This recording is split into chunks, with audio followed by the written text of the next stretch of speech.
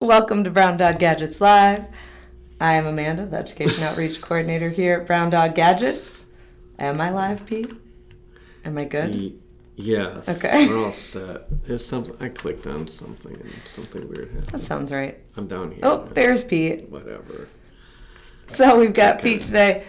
We are going to be working on a little bit more MicroBit University. This is our large... Yeah, that's the large one. Fake MicroBit that is Yes. 3D printed. It's a replica. Replica. I like it. Yes. But before we jump into MicroBit University, if you have not followed us on our social media platforms, please do so. You can find us on Facebook, Instagram, Twitter, X, and YouTube. Also, all of the guides for the projects that you're going to see today, you can find on browndoggadgets.com. If you have any questions about the code, about the lessons, about whatever, please ask or leave a comment as we're live streaming. If you have questions afterwards, you can always email us at help@browndoggadgets.com. And last but certainly not least, if you have not heard about Pathfinder's Summer Institute yet, it is an amazing opportunity for educators in the United States. You do need to be a public or charter educator within the United States, and then you can sign up to get our free summer workshop. It is 40 hours of professional development. You get a nice big kit from us that is valued at over $500, and the Infosys Foundation takes care of the scholarship, so you do not pay anything. So if you'd like to sign up for that, it is called Robotics with Lego and MicroBit, and you can find it at p2url.com/Pathfinders. So come join us for our session this summer. All right, it's MicroBit time. Oh, yeah. Hold on. MicroBit time. I know. Let's switch to that overhead cam. I'm doing great today. It's all right, Pete. We're here. I know. It's all that matters. Okay. So the last few weeks we have been working with LEDs. We did 1 LED, 2 LEDs, 4 LEDs. We're still going to use an LED today, but we are going to control it with a button. Now, with our crazy circuits parts, we do have 2 different size buttons. That is the only difference. They are just different sizes. For the guides that Pete has up with buttons, he does use the smaller one, but you could change up the tape paths and use the larger one easily. Yes. We are going to use our 1/8" maker tape to set this one up. First thing we want to do is make sure that we are starting at ground. I don't know about this. This what? holder is just not the best. That's an old one. It is an old It's one. a really old one, I think. Just gonna cut a section. Yeah. There we go. It's for the best. With our 1/8" maker tape, I think the best way to put it on is to put it on top of the stud that you want to start at, and then push it down with that bit board. And I'm gonna go all the way to the end here. Might even right angle turn today. You can right angle turn, you can overlap pieces. That's the great thing about maker tape. It is very user friendly. I don't even know how far we need to go. We'll say there. Probably not that far, but that's all right. We'll figure it out. Now our LED is going to be connected to pin 1. So I'll do the same thing. Put this underneath pin 1. Use the bit board to push it down.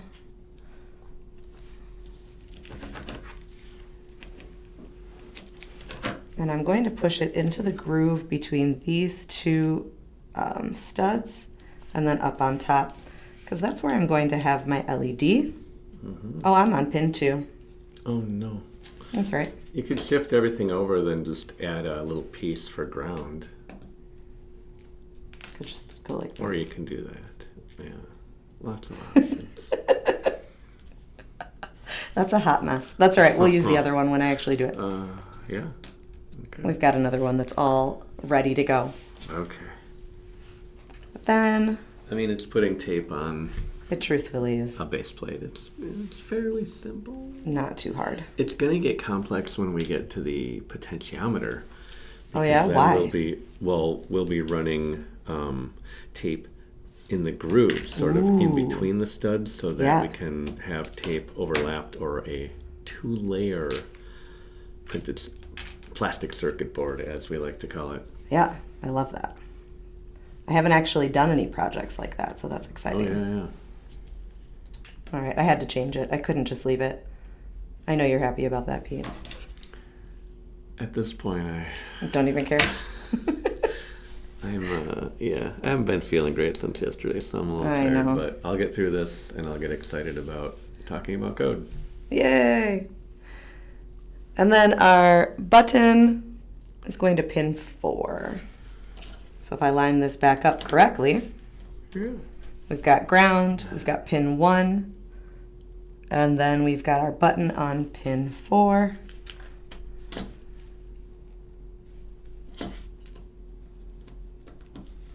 Just like that. Oh, you know how before I would raise the bitboard up on those little Yeah. plates? One other trick we used to use for complex circuits, and we still do, is you can run the tape underneath the bitboard if you raise it up. Oh. So every now and then we do some weird project where we have a lot of tape paths and maybe they have to go a different direction than you want without using a whole lot of tape. You can go underneath. Nice. I love Yeah. it. All right. So one thing you'll notice is that, so my LED, like we've talked about before, has the white holes leading to ground, which is the white side of our bitboard. And then the colored holes, which for LEDs are black, leads to the pin that we're using. You'll notice that I also have the same thing happening with the button, where there is a white hole, it does lead to ground. There is a colored side, which is red, that leads to pin 4. However, it is a non-polarized component. Did I say that right, Pete? Did I get it? Yeah, it has no polarity. Yeah. It has no polarity, so if it's backwards, it doesn't matter. Right. Awesome. Your tape paths are prettier, though, so I'm going to swap it out for yours. There we I go. work hard on those. Yeah. Well, you photographed them, too. Yeah. I just whipped it together. All right, we're going to use our first MicroBit. This one is going to be button hold. Now, just a reminder, the front of the MicroBit and the front of the bitboard should be facing the same way. All the electronic stuff should be on the back. So we'll push our MicroBit in there, and we need to give it some power.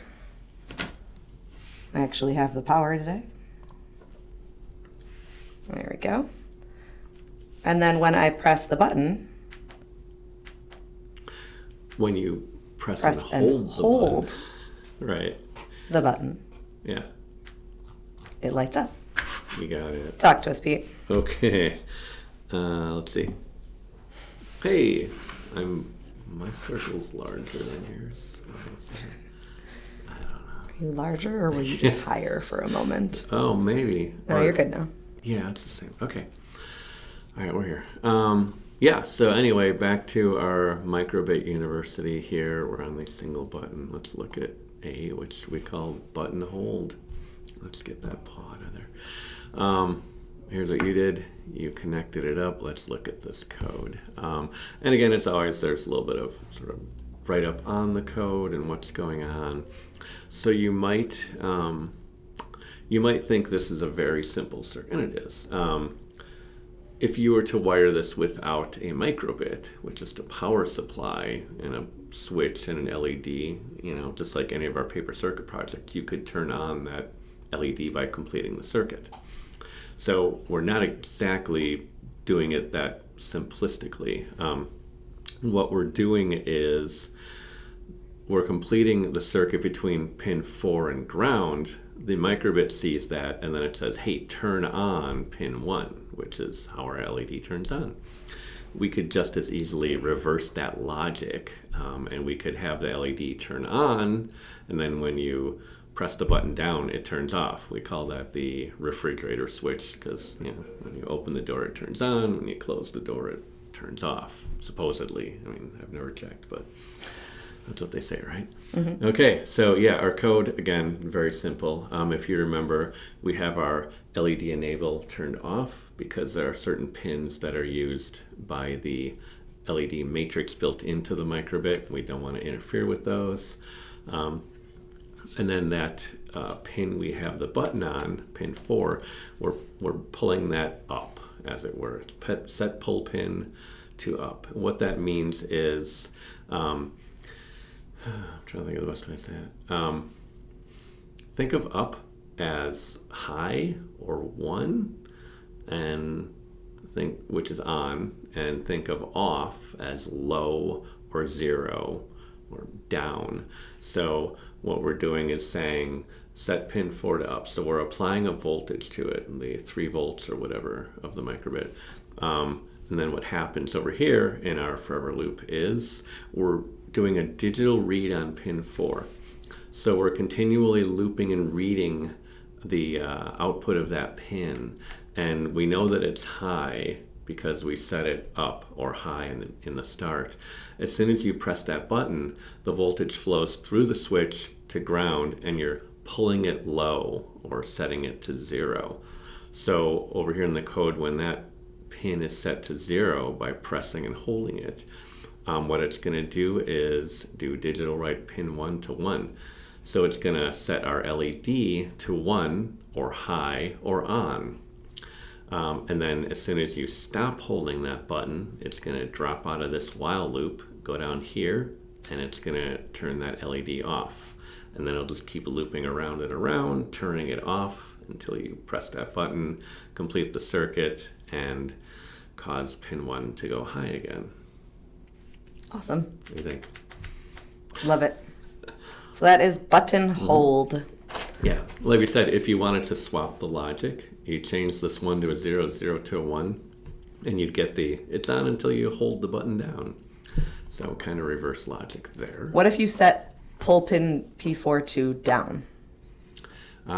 So you can do that, but then you have to wire in, it's a little weird. You have to wire in like the 3 volt from the microbit, run that through the button to ground, and then have the pin also connected. It's really weird. It's a little more complex to even explain so simply. So Gotcha. Typically what the microbit has, what most microcontrollers have in the last 10, 15 years, is what they call internal pull-up resistors. And they let you do things that like set pull pin to up.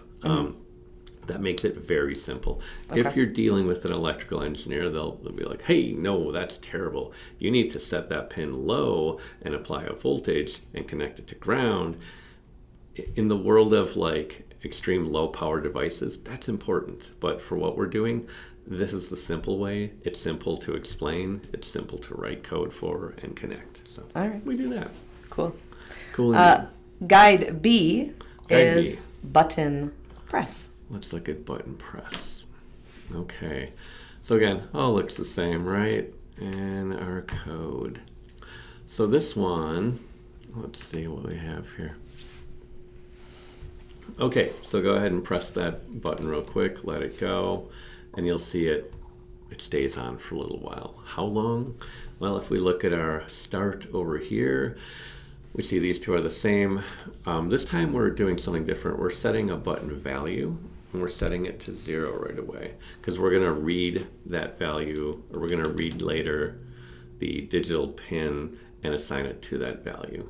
And then we have an on time of 3000, which is 3000 milliseconds or 3 seconds. So again, when you press that button, you can count to 3 and it should go off. So here we've got 2 different forever loops. So remember, those are running concurrently. They're both always running together at the same time. Even if one of them pauses down here, it's still going to keep running. Because of the way these two work, one affects the other.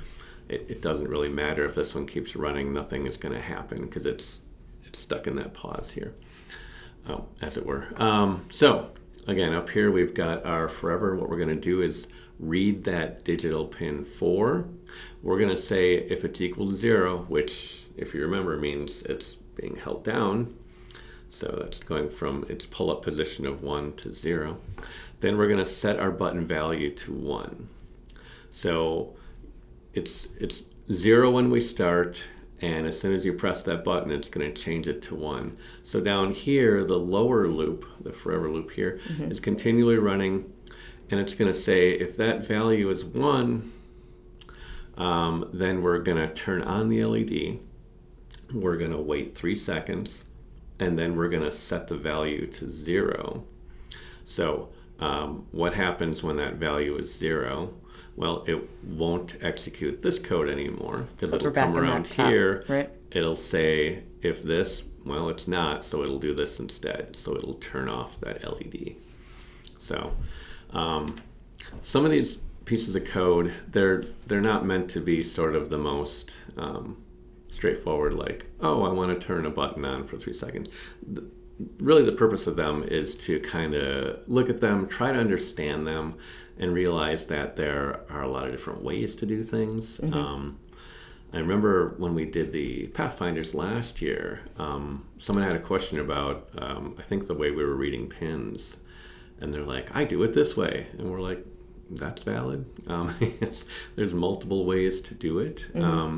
I kind of come from the Arduino world for the last 15, 16 years, whatever.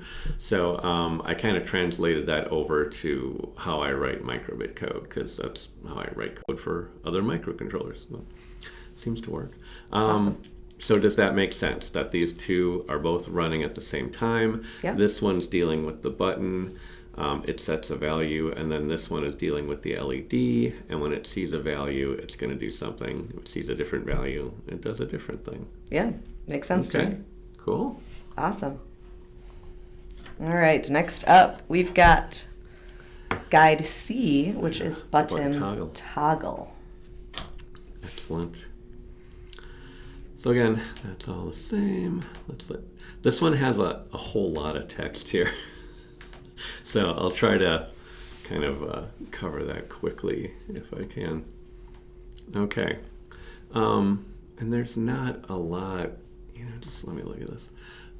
This is we have our toggle better we'll look at next. Because this one has a little, I'm going to call it a cheat in it. So again, a lot of this code here looks the same. What we're doing here is we're checking, again, for the button to be pressed. Now, there's some weird stuff here. And again, this is kind of, I don't want to call these puzzles, but it does take a little thinking, I think, to figure out what's going on. So I'll do my best to explain it.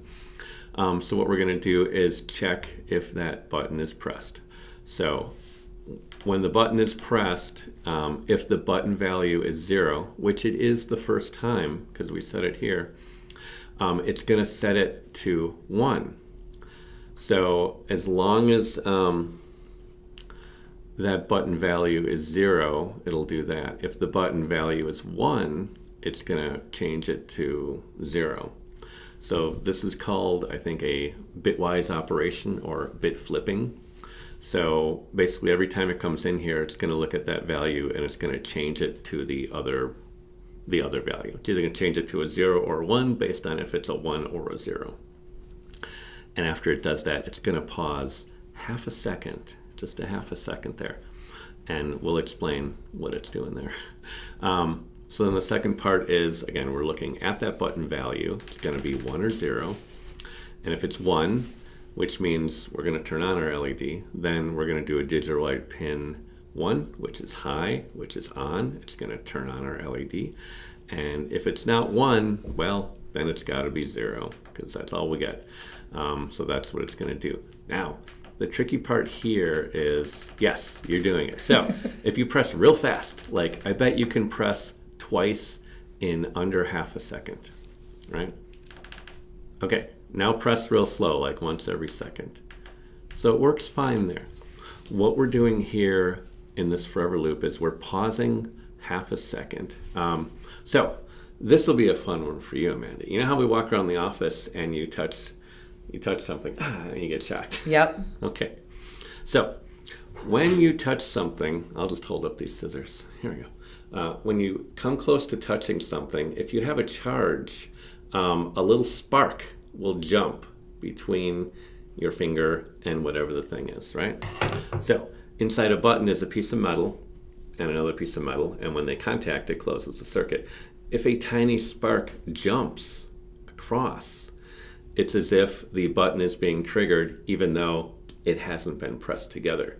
And what that will do is cause a false reading. It'll be like, hey, you pressed the button. Oh, you're pressing it again, because as you press down, you get a spark, you get closer, you get a second contact, and it can confuse electronics. The funny thing about electronics is, like, in theory, you plan everything out and you know how things work. But in the real world, there's unpredictable things like static electricity or charged pieces of metal that, have sparks flying off of them.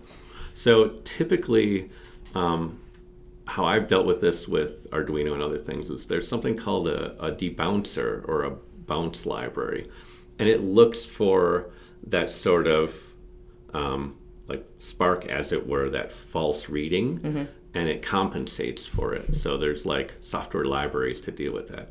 I didn't find one at all for the MicroBit, and you don't really need one, because when we get into the advanced stuff in 2 weeks, you'll see why we don't really need it. But this is sort of going, we're scaffolding our code, as it were. So we're dealing with this. So one way to deal with a fake debounce is to add in a pause. So I add that 500 millisecond pause. Now, if you press that button and hold it down, let's see what happens.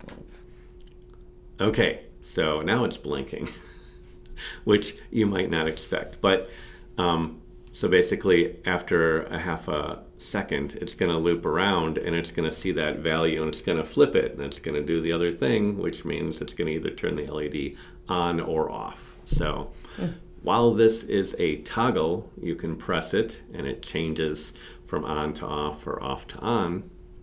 You can see there's some, let's just say, some bugs in our code. So if you hold it down, you're going to get an unexpected result. And if you press it really fast, you're going to get some unexpected results. So does this code work? Yes. Is it great? It kind of works. It depends on your needs. And the thing with creating any sort of, I'll say, user interface, be it software or like this hardware, is people have an expectation of how something is going to work. So if I expect you to come along and press that button once every 5 seconds, well, it'll work fine. But if I don't know that you're going to hold that button down or you're going to press it really rapidly, well, then that breaks my code. So. I don't know what you're talking about. Kids would never press the button a million times in 1 second. Never. Yes. Awesome. Okay. But then you've made it better. I tried to, yeah. So we've got button toggle better. Button toggle better, I call it. Better. That's a good name. Yep, again, that's all the same. So this code, let's take a look at this one. See if I can remember everything I wrote while I'm talking about it. Okay, yeah, this one's a lot of fun. This one's a lot of fun. Is this overwhelming? Nope. Okay. Not yet. Okay. So in the start, we've seen that. The new thing here is we have button value, and then we also have prev or previous button value. The first thing we're going to do is set those both to the current state of the button. So think about this as well. You're used to plugging that in and, starting like that. But what if you were to hold down that button and plug it in and give it power? What would be the result then? So like if you pulled out the batteries plugged.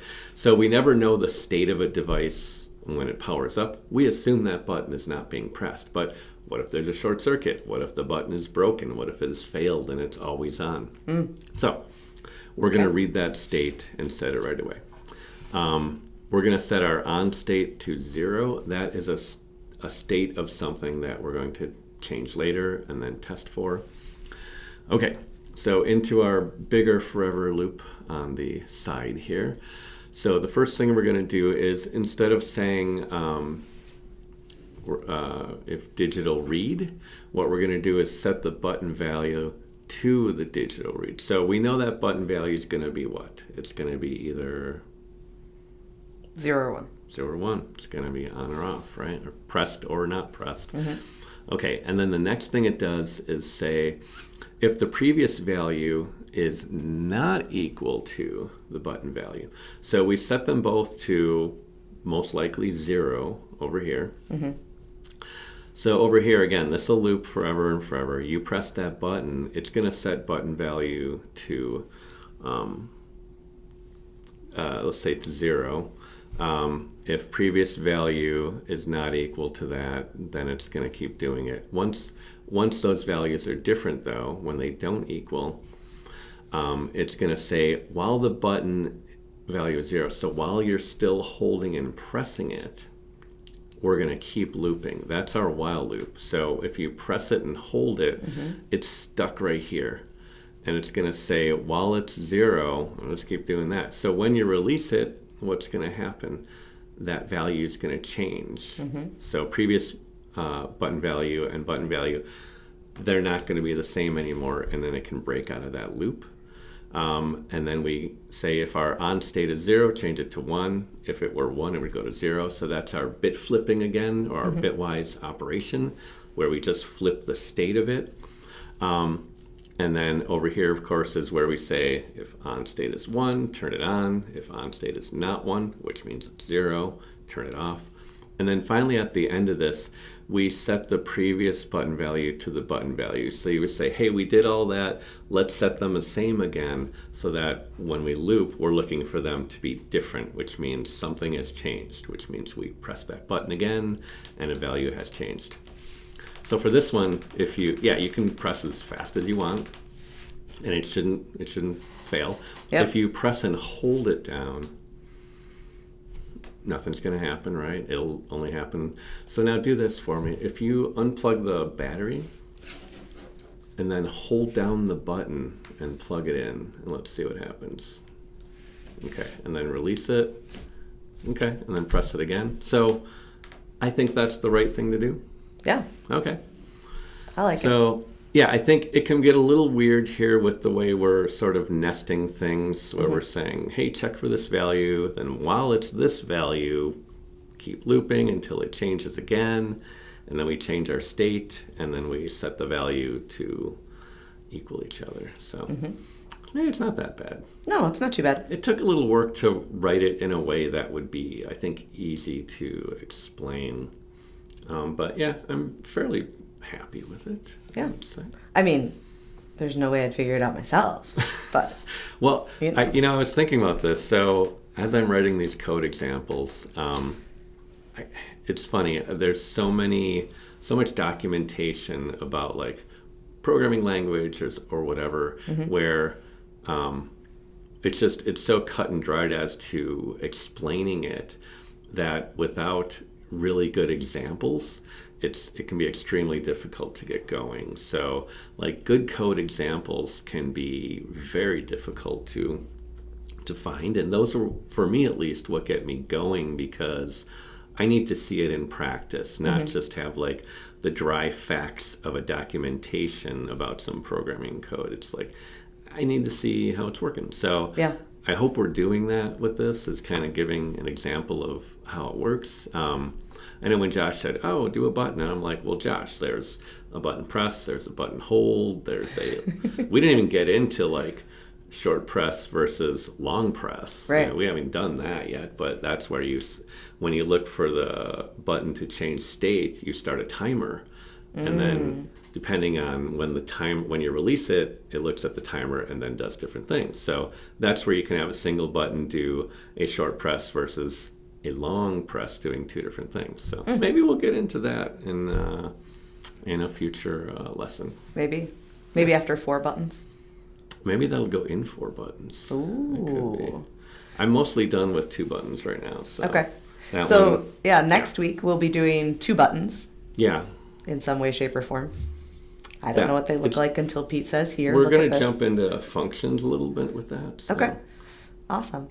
And then the following week we will have 4 buttons. Well, we may break it up depending on, because as we're getting things a little more complex, we might not be able to speed through 4 in one day. We might split it over 2 weeks or something. But we're just going to keep doing this. We're going to keep working through this with all of our components, basically, and different bits of code along the way. And Should be grand. Yeah, let us know if this is helpful to you. We think it's really helpful, but we're not the ones digesting it and taking it back to the classroom. So hopefully this is helpful. That's what our goal was, is to be able to take the MicroBit, attach it to the bit board, and actually work on teaching some of that basic coding in the classroom using those crazy circuits parts, and hopefully getting that basic coding under students' belts so they can do more elaborate things in the future. So if you're enjoying this, if you find these beneficial, let us know. We'd love to hear about it. If you have any questions about it later on, feel free to email us as well. Pete's always around. He can answer those questions. Yeah. And so we're here. So feel free to let us know what you think of these MicroBit University lessons. We've got lots to come for them, so we'd love to hear what you think. Yeah. Ooh, one more thing. Yeah. So for these guides, every time we do one of these streams, we will add it in once it's done as that last step. Yep. So when you're looking at a guide, you can watch this video. It'll be there eventually, to kind of help you walk through it if that is a useful thing. Awesome. I love it. Cool. So, the general stuff. If you haven't followed us on our social media platforms yet, please do so. You can find us on Facebook, Instagram, Twitter or X, and YouTube. Also, all our past live streams are still up on YouTube, so you can go to YouTube and go to the live tab, and you'll find all of those there. So if this is the first MicroBit University session you've seen, feel free to go back and check out those other ones, or head over to browndoggadgets.com, and like Pete said, he's linking those in the guides as well. So that's going to be really helpful. All the guides and directions are all on browndoggadgets.com. If you're looking at the bitboard and the crazy circuits parts and you're like, ooh, I want some of those, you can also find those on browndoggadgets.com. And then next week, we're going to be making Shivers the Penguin and a Goblin Mask. Yes, I don't remember which one's when. Goblin Mask is Tuesday. Tuesday? Yeah. And Shivers the Penguin is Wednesday? Shivers. Yes. He likes to shiv people. That's what it is. That's how he got the name. Oh, sure. And then we'll have our 2 buttons for MicroBit University on Thursday. Yeah. And then just that reminder, if you have not signed up for Pathfinders and you are interested in a free 40-hour professional development session. What? Hi, Josh. Please check out our Pathfinder session, robotics. Nope, can't see it. I'm going to move. Circuitry and robotics with Lego and MicroBit. You'll see that red arrow is pointing to that little half blue half circle. If you don't see our session right away, you just kind of have to keep scrolling over until you find it. But you can sign up for that at p2url.com/Pathfinders, and we can get you all set up to join us for our fun workshop this summer where you get over $500 worth in product and build along with us. Yay.